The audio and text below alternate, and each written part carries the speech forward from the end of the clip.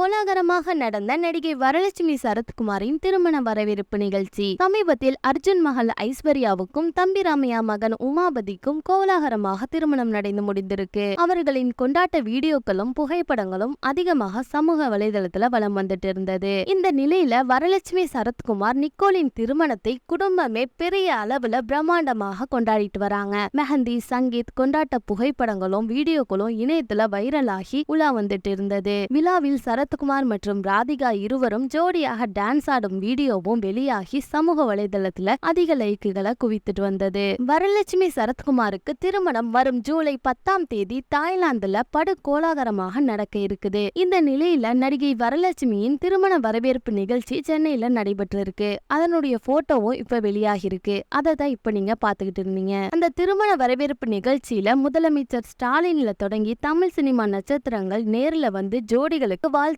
கூறிட்டு வராங்க. இத பத்தி என்ன நினைக்கிறீங்கன்றத கமெண்ட் பண்ணிருங்க. சப்ஸ்கிரைப் பண்ணி சப்போர்ட் பண்ணிருங்க.